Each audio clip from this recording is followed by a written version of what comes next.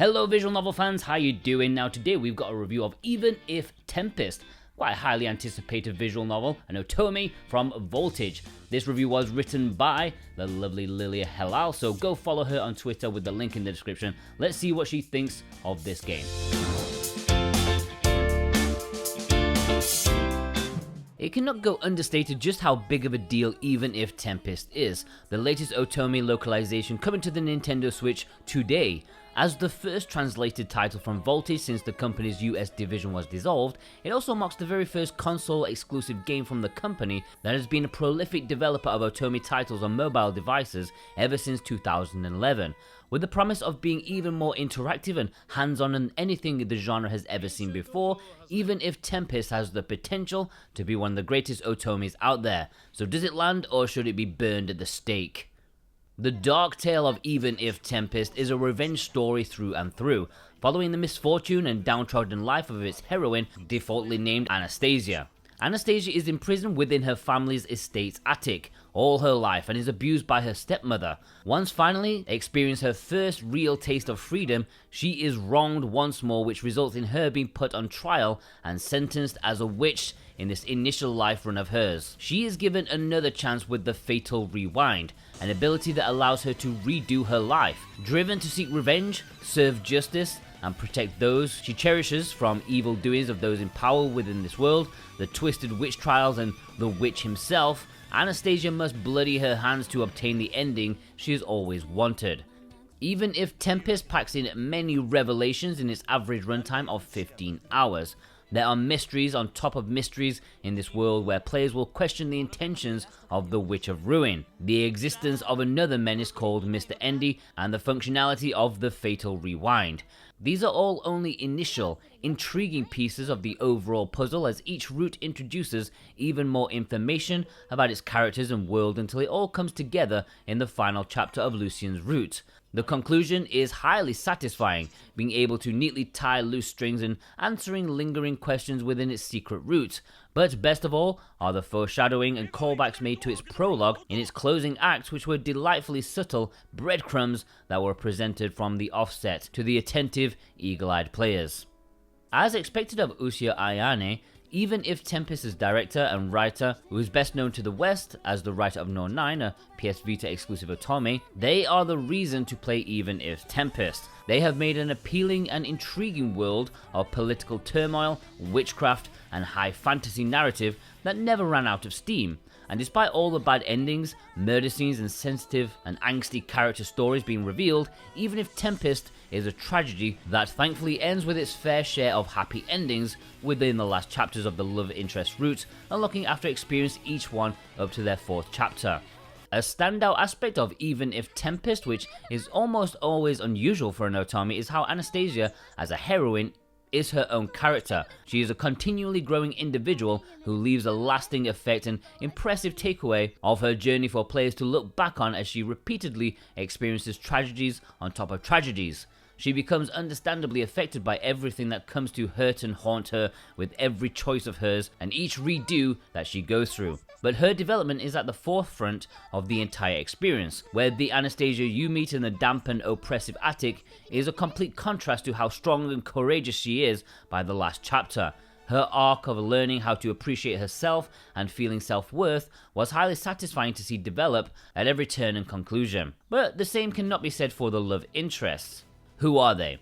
With a total of 4 love interests, there's Tyrell, the most impressive and capable inquisitor around when it comes to witch investigations and trials, whose cold and stoic demeanor may very well just be a front. Cryas, the flirtatious, older and more mature love interest. He's the vice commander of the Wings of Garuda, an organization that takes care of the sacred birds of the goddess, whose friendly personality hides his inner turmoil. Not much can be said for Zen, the mysterious, silent type whose intentions and origins are locked away from prying eyes, and he will frequently escape your clutches when trying to dig deeper into his depths. Finally, Lucien is the 3rd-born prince of the Kingdom of Historica, who acts as the love interest who can relate most to Anastasia. Both their families undermine their potential, and the pair develop and improve themselves to be better in this world when facing such adversity. Each route has its fair share of romantic tension between Anastasia and her love interest, while giving each of them a unique and solid origin story. The problem about this arises when each love interest struggles with something tragic about their lives, but these were often unveiled, conveniently tackled, and then concluded in the bat of an eye. These life-changing moments for the love interest needed much more time for players to process and feel emotionally connected to them and their personal events happening on screen to maximize the emotional highs of their stories. The issue with such pacing is due to the game's structure. Its common route is 3 chapters long, the love interest routes are 5 chapters long, and its secret route has just 1 chapter. Considering that each love interest has 5 chapters, with the 5th one being locked until all 4 routes have been experienced, the progression of its romance and making its love interest fleshed out leave a lot to be desired. The very worst fumbling of a route is undoubtedly with Lucian's, whose route plays out as a true route. Anastasia and him never connect until the last scene of his 2nd chapter for plot reasons, and they will always and continue to be deemed as the perfect match because of destiny, just because the game tells us so. It's easily the weakest route of the game, which is a shame considering it functions as the grand conclusion to the entire experience. But that in itself is an issue since it completely glosses over giving any depth to Lucian as another love interest. Outside of love interest, there's a bigger than usual supporting cast, which is another unusual aspect to Even If Tempest as an otome. While we still have the genre staple dynamic of a female best friend in Anastasia's loyal maid, Maya, the rest of the cast is refreshing to say the least. Each one is as memorable as the other, and in their own ways for various reasons such as their eccentricity, detestableness, twistedness, and bringing the shock factor when the stakes rise, and their certain reactions to misfortunes make sense with their motivations and feelings. Arguably, the runaway winner of Best Boy will almost definitely not be Zen, despite him being the best route and love interest for how it deviates from what players will expect from the game as it gets even darker on his route. But the Witch of Ruin is one of the most entertaining and exciting antagonists in an otome title. His mix of comic relief and unpredictability reminds me of Sweet Fuse, meriting him as one of the best aspects of this game for sheer entertainment that comes when he appears. His presence is made all the more impressive by his voice actor's performance, Kakihara Tetsuya, who has been previously heard in roles unlike how outlandish The Witch of Ruin is. Now the most unique category to discuss about this title, as well as the most disappointing, its gameplay. Before having experienced the game, I made comparisons to its gameplay mechanics to that of Ace Attorney and Raging Loop. My assumptions was that the Fatal Rewind would require players choosing when and where to rewind to, and its investigation trials would be challenging. Even if Tempest's interactive features are deceptively linear, it suffers from the illusion of choice. Even if Tempest features investigations where players choose which locations and persons of interest they want to question about the murder of an individual when the carnival occurs, where the Witch of Ruin takes over one of the characters as a host, called a membrum, and goes undetected as they murder someone spurred on by the witch's influence. The investigations are on a timer, so it limits who players can question and where they can go, so not all articles can be considered. Through these encounters, evidence is accumulated and skills can be obtained, with both being used during the trials to counter others, deflect statements, defend yourself, and overall affect how the judge, jury, and civilians regard the suspects as well as Anastasia herself. Players will not have to overthink any of the decision-making moments, since as long as no decision leads to an immediate bad ending for being in the wrong place at the wrong time during the investigations, the trials are smooth sailing no matter what the information you accumulate. This undermines how interactive the game sells itself as, and the same problems persist with its own storytelling. The Fatal Rewind is not an interactive mechanic but a plot device which is not used as much as it could, since the game follows the linear path of its enforced routes rather than picking between the initial routes of Cryas or Tyrrell. The investigation mechanics do, however, make a neat return to conclude Lucian's route, which made the final confrontation all the more memorable and satisfying as players themselves deal with the heavy blow to the big bad by their own input. In terms of systems and design, Even If Tempest is the most polished otome from Voltage Inc., with continuously fantastic visuals from its sprite work to its CGs and backgrounds. All the characters are fully voiced other than Anastasia, and her default name is voiced by the entire cast.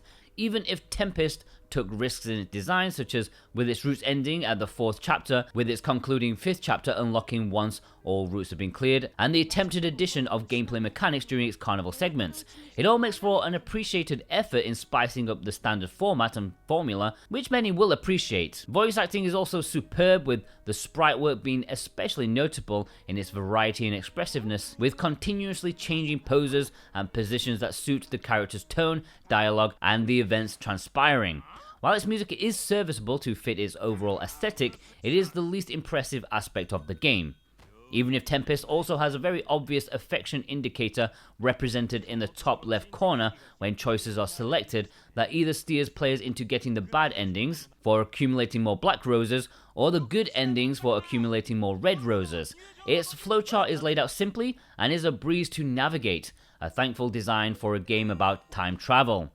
On a final note, the translation of Even If Tempest is one of the better ones on the Switch, with only the occasional cut-off letter at the end of a sentence during scenes that had the text box laid over the background, making for a possible formatting error over a translation issue. But this means that the game is completely readable despite a few missed letters in these very rare instances. The game also occasionally crashed, but this could be a review code issue and may not affect the game upon launch if there is a patch. Overall, even if Tempest does not quite live up to its potential, its trials are a false sense of interactivity and play urgency. Its routes are too short to give the love interest enough development, and there's many examples of missed opportunity in the game. There is one case of a CG being unlocked during an investigation, which is something that should have been implemented more often to make some more choices just as rewarding. Then there's a glaring issue of its monster on the game's cover never actually appearing in the game, which feels oddly amiss. The emotional highs of its love interests and their own stories could have done with so much more build-up, requiring more or at least longer routes, and Lucian's route deserved a once-over to give his character and relationship with Anastasia more exploration and exposure. It also should be noted that even if Tempest prioritizes its story over romance, so those looking for more emphasis on romance should look elsewhere, maybe Cupid Parasite or Variable Barricade, both being available on the Nintendo Switch too. Despite all this, Voltage Inc. has tried something new and refreshing for the genre, even if it was hindered due to its short runtime. Even if Tempest plays with the formula of the Otome genre with more interactive mechanics that will undoubtedly impress those who have not experienced similar visual novels, and an unorthodox, albeit linear, story progression through its roots. Voltage Inc. are going in the right direction with this title, and I hope that they continue down this route where their titles expand in runtime with the same production value and amount of effort put into its world building and writing to make future titles a more perfected experience that even if Tempest shows is highly possible for them. A 6.5 out of 10. Alright, many thanks to Lilia Halal for writing this review of Even If Tempest. Please go follow her on Twitter with the links in the description, and check out some of her other content that she's done for us with the review of Arcade Spirits and Variable Barricade. Thank you ever so much. We'll see you over there. Take care.